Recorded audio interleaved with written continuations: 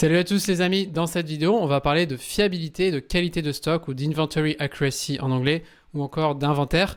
C'est vraiment un sujet qui est fondamental que vous ayez un magasin, un retail comme celui-ci, un entrepôt ou une usine. Eh bien je vais vous expliquer comment mesurer la qualité de votre stock avec un exemple comme d'habitude sur Excel que vous pourrez télécharger et l'idée c'est de pouvoir le faire en quelques minutes. C'est super important, pourquoi? Parce que la plupart des entreprises ont un stock qui est faux, 65% de taux de fiabilité moyen par exemple aux États-Unis dans la distribution, et donc je vais vraiment vous expliquer comment le faire, comment aussi l'améliorer et les 8 erreurs à éviter.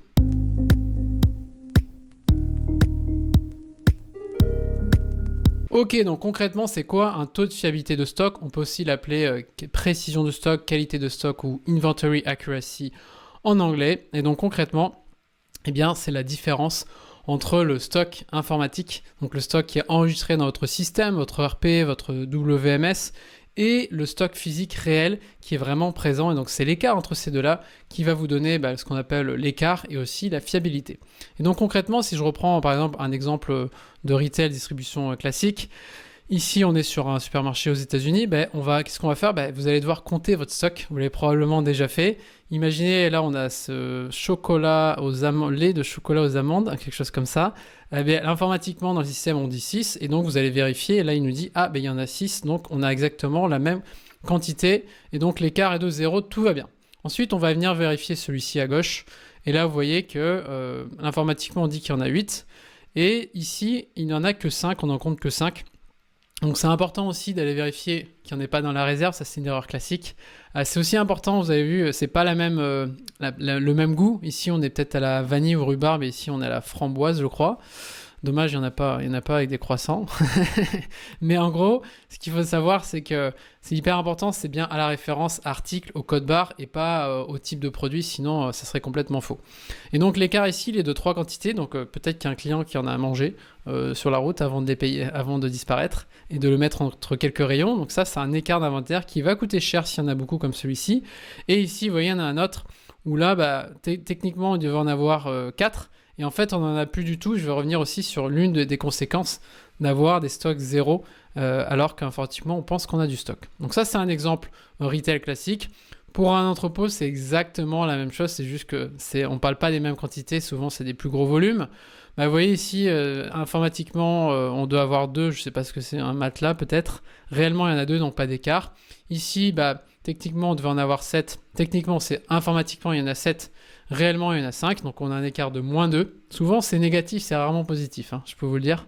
Et ici, ça peut être par exemple, on n'a pas le bon produit. On devait en avoir 100 quantités, réellement, on en a 0. Et donc peut-être que le fournisseur s'est trompé au moment de la livraison, ou peut-être que c'est un mauvais endroit dans l'entrepôt, donc il faudra tout vérifier, voir si on l'a perdu ou pas. Ça, c'est vraiment des erreurs que je vois très souvent, qui peuvent avoir aussi une conséquence désastreuse pour la rentabilité de votre entreprise et aussi l'approvisionnement. Donc justement, pourquoi la fiabilité de stock est-elle si importante? Eh bien, elle est fondamentale si vous voulez encore une fois avoir une entreprise et une supply chain qui est rentable.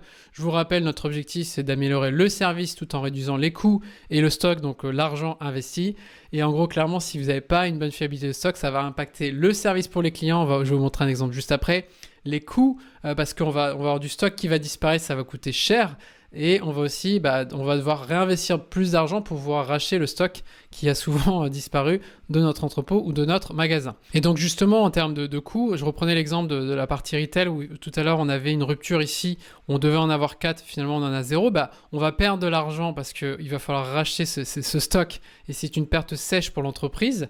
Ensuite, on a une rupture et donc le vrai problème de la rupture, c'est que informatiquement on pense qu'on en a, donc on ne va pas en réapprovisionner, parce qu'on n'en réapprovisionne pas, on ne va pas vendre de produits, on va avoir une perte sèche de chiffre d'affaires pour l'entreprise qui va être invisible parce que techniquement, comme on en a dans le système, notre taux de disponibilité, il va être à 100%, donc on ne va pas le voir et on ne va pas le réapprovisionner. Donc je vous invite pour la partie disponibilité à aller voir ma vidéo comment calculer le taux de dispo et taux de service. C'est un autre sujet, mais c'est vraiment l'une des principales conséquences de ne pas avoir un bon stock, c'est qu'on ne va pas bien réapprovisionner, on va perdre au niveau service et on va aussi avoir une perte sèche avec le stock qui nous manque.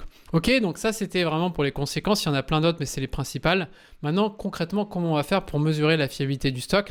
Eh bien la première chose à faire c'est de vérifier le stock. Donc, c'est ce qu'on appelle faire un inventaire. Je vous dirai après le tutoriel sur Excel comment optimiser cet inventaire et vous n'hésitez pas aussi à me poser des questions dans cette vidéo, sous la vidéo YouTube.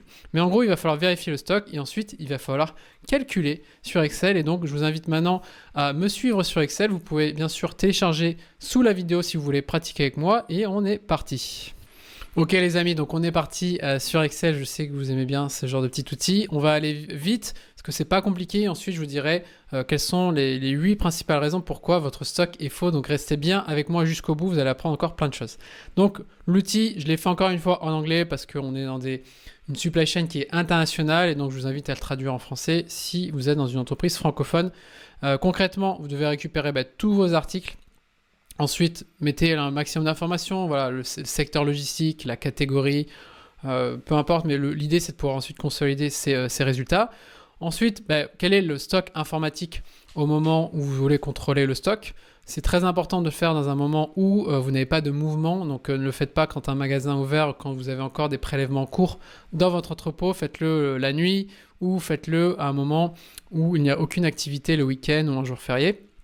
Ensuite, vous allez compter le stock avec vos équipes. C'est un processus qui peut être très long. Je vous dirai comment l'optimiser tout à l'heure. Vous voyez que on a des écarts. Hein. Ici, on en a.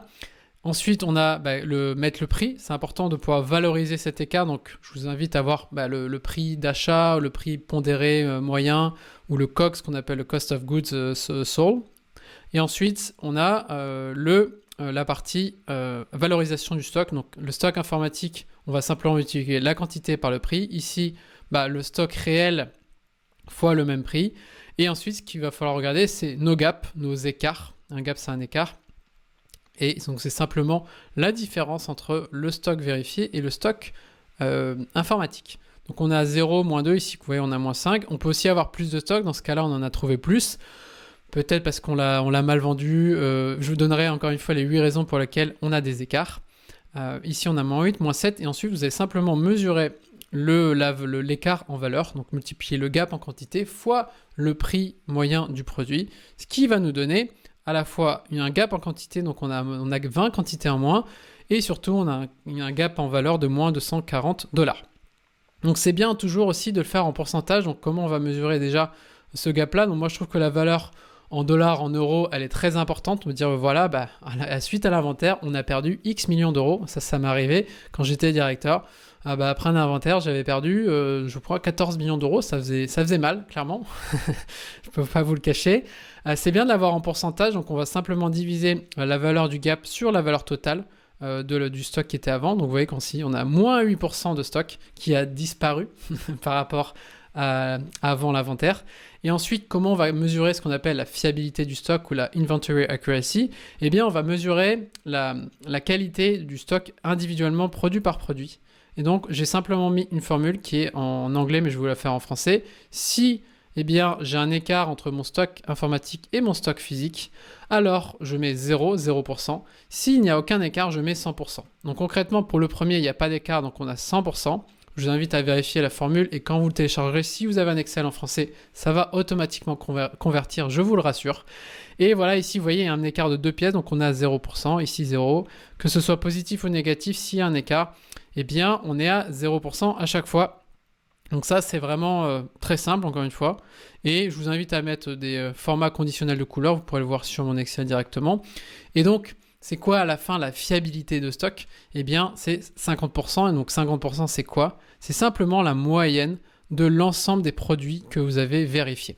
Mais donc, vous voyez, c'est pas pondéré, c'est vraiment une moyenne totale. C'est toujours intéressant potentiellement de rajouter une classification ABC dessus. Moi, ce que j'aime bien, c'est avoir la valeur totale et la valeur en valeur et en pourcentage. Donc moi, j'aime bien regarder ces 3 chiffres-là, ce qui va me donner une idée précise. Ça aide vraiment sur la qualité. Donc c'est important, c'est que vous avez une quantité ou 100 d'écart, c'est pareil, c'est 0%. Mais après, le vrai impact, il va être en pourcentage et en valeur. Mais en gros, on le fait de manière individuelle aussi pour la partie réapprovisionnement. Clairement, ici, vous voyez, je l'ai expliqué tout à l'heure, on pense qu'on en a 5 et on en a 0, donc on va probablement pas réapprovisionner de manière automatique. J'ai de nombreuses vidéos qui vous expliqueront comment gérer vos réapprovisionnements, vos stocks de sécurité, mais si le stock est faux, eh bien rien ne marche et donc on va tomber en rupture. On est déjà en rupture alors qu'on ne le sait pas et ça peut durer pendant des mois, donc encore une fois, je vous invite à mesurer ça de manière le plus fréquemment possible. Donc une fois que vous avez compris sur 10 articles, je vous invite vraiment à le faire sur l'ensemble de votre base produit, que vous ayez un entrepôt, une usine ou un magasin. Ici par exemple c'est un tableau de bord que j'explique comment créer aux membres ABC Supply Chain du programme SM Metrics. C'est bien de l'avoir dans l'un des principaux indicateurs, 71%, et ensuite c'est super d'avoir le détail par secteur, par marque, d'avoir aussi l'écart en valeur et aussi d'avoir un top en valeur par article. Vous pouvez aussi, moi j'aime bien faire des cartes et de le voir visuellement dans mon entrepôt ou dans mon magasin, quelle est la qualité de mon stock secteur par secteur et dire par exemple le secteur 3 qui est ici, voilà les problèmes et ensuite se concentrer tous ces efforts pour comprendre pourquoi et corriger le plus rapidement possible. Donc vous avez probablement mesuré votre fiabilité et maintenant je veux dire pourquoi vous avez un si mauvais chiffre et je vais donner les 8 raisons pour lesquelles vous avez une mauvaise qualité de stock. La première, clairement, c'est que vous ne contrôlez pas assez souvent votre stock. Le classique, c'est de le faire fin d'année fiscale, donc souvent fin d'année en décembre. Vous allez faire un contrôle annuel en décembre. Et en fait, ça ne suffira pas parce que vous allez avoir tellement d'erreurs que moi, ce que je vous conseille, c'est potentiellement de le faire plus souvent, même si c'est un coût, vous allez perdre tellement d'argent à ne pas avoir un bon stock dans les réapprovisionnements notamment. Potentiellement, vous pouvez le faire par trimestre. Et après, ce que vous pouvez faire, c'est ce qu'on appelle des inventaires cycliques où vous allez le faire uniquement sur certaines références clés et le faire de manière beaucoup plus régulière. Donc si ça vous intéresse que j'aille plus loin sur ce sujet-là, n'hésitez pas à me mettre un commentaire et ça me motivera pour créer une nouvelle vidéo beaucoup plus complète autour de ce sujet. Vous pouvez aussi le croiser avec une méthode ABC, donc allez voir aussi ma vidéo sur la classification ABC. Ensuite, la deuxième raison, c'est que vous avez une mauvaise livraison de fournisseur. Donc le fournisseur va mal vous livrer concrètement et donc c'est hyper important d'avoir des processus de contrôle pour garantir la qualité de livraison des fournisseurs. Il peut manquer des produits ou ça peut ne pas être les bons. Troisième, c'est des problèmes de qualité non enregistrés. Vous allez avoir des dégâts ou un produit qui va être cassé et vous allez le jeter mais vous n'allez pas mettre à jour votre système. Ça c'est un problème que je vois très souvent, que j'ai eu aussi très souvent. Il suffit que l'emballage soit abîmé pour le balancer à la poubelle et on ne va pas mettre à jour notre stock. Le quatrième, c'est les vols. Il y a pas mal de vols, notamment dans la distribution et aussi, étonnamment, beaucoup aussi dans les entrepôts. Juste pour vous donner un chiffre, là, il y a 2,32% de taux de vol sur le stock dans la distribution en Californie. Et donc voilà, c'est énorme et ça c'est une perte sèche pour l'entreprise. J'ai pas beaucoup de chiffres pour les entrepôts, ça dépend vraiment notamment du type de produit que vous avez, mais pour moi ça a toujours été un vrai challenge de faire confiance aux employés et aux prestataires, mais des fois il faut aussi avoir des règles strictes pour pouvoir le contrôler. Cinquième, c'est d'avoir un mauvais processus de retour client. Je peux vous dire vraiment entre nous, moi ça a toujours été très compliqué. C'est jamais la priorité de traiter les retours. Ça revient dans l'entrepôt et il y en a un peu partout, c'est mélangé, il manque les étiquettes, les codes barres et donc souvent comme c'est mal traité, à la fin on se retrouve avec des stocks qui sont faux, avec des produits qui sont aussi endommagés. Donc je vous invite à être très carré sur ce processus qui va devenir de plus en plus important ces prochaines années avec plus de recyclage et plus de réparation notamment. Sixième raison, c'est que vous avez un manque de process et de formation. Donc ça, c'est pas seulement dans le contrôle de stock qui est très important, mais aussi dans l'ensemble des flux liés aux marchandises, que ce soit des flux physiques, mais aussi des flux informatiques. Donc je vous invite toujours à ne pas négliger cette partie-là, de former, c'est aussi ce que j'essaie de faire avec ABC Supply Chain. Septième raison, c'est le manque d'automatisation. Si vous faites tout à la main sur du papier, clairement, vous allez sûrement avoir des erreurs, alors que si vous avez un logiciel à jour avec un système de scanner qui est vraiment automatique et qui minimise les erreurs, vous aurez une bien meilleure qualité de stock. Idéalement, il faudrait même, si possible, utiliser ce qu'on appelle la RFID, donc la Radio Frequency Identification. Ça, c'est en gros une étiquette qui vous permet de contrôler le stock de manière beaucoup plus rapide et à distance. Vous n'êtes pas obligé de sortir les produits un par un. J'ai eu la chance de faire partie du projet qui a mis en place la RFID pour le groupe Decathlon au niveau mondial. Il faut savoir que Decathlon était l'un des premiers à mettre en place le RFID à un niveau global de la partie fournisseur jusqu'à la partie distribution. Et je vais vous montrer d'ailleurs une petite vidéo qui est assez cool sur ce sujet-là. Donc voilà, dans cette petite vidéo qui est assez cool, je trouve, c'est un robot en gros qui va contrôler le stock automatiquement. Il faut savoir que moi j'ai travaillé longtemps chez Decathlon, c'est vraiment une entreprise qui m'a passionné et j'ai travaillé notamment sur l'implémentation de la RFID pour améliorer la productivité des inventaires. On peut le faire de manière automatique, beaucoup plus fréquente. Il faut savoir que cette vidéo n'est pas sponsorisée par Decathlon, c'est juste que je trouve que c'est un très bon exemple à partager. Et donc si vous avez ce contrôle RFID, vous pouvez faire de manière beaucoup plus automatique. Il faut savoir que c'est un processus qui est très fatigant pour les équipes et il vaut mieux que nos équipes s'occupent des clients et de choses beaucoup plus excitantes que de juste compter du stock toute la journée, qui vous permettra d'avoir une meilleure fiabilité de stock, de pouvoir aussi accélérer le processus de vente des clients directement et d'avoir aussi un meilleur suivi de l'ensemble des produits. Si ça vous intéresse, j'en reparlerai plus longuement. Dites-moi ce que vous en pensez. Et enfin, la 8e raison d'avoir une mauvaise fiabilité, c'est que vous avez trop de stock. Si ça déborde de partout, vous avez un entrepôt ou un magasin qui est plein, c'est beaucoup plus compliqué de contrôler et d'avoir un bon suivi. Vous allez avoir des problèmes de qualité, le stock va disparaître. Et donc, le dernier conseil que je peux vous donner, c'est réduisez et optimisez vos stocks. Et donc, justement, si vous voulez beaucoup plus loin sur ce sujet-là, j'ai créé une nouvelle formation gratuite pour ne plus subir les ruptures et les surstocks. Donc, je vous partagerai mes conseils, des exemples concrets et les 13 paramètres que vous devriez maîtriser pour optimiser vos stocks. Donc j'ai mis tous les liens sous la vidéo. Encore une fois, merci d'avoir regardé la vidéo jusqu'au bout. S'il y a certains sujets que vous souhaitez que je développe, comme les inventaires ou les innovations, aussi n'hésitez pas à le mettre en commentaire. Merci encore une fois pour vos likes. N'hésitez pas de vous abonner parce que j'ai plein de vidéos qui vont arriver. Et je vous dis à très bientôt et bon courage avec vos stocks.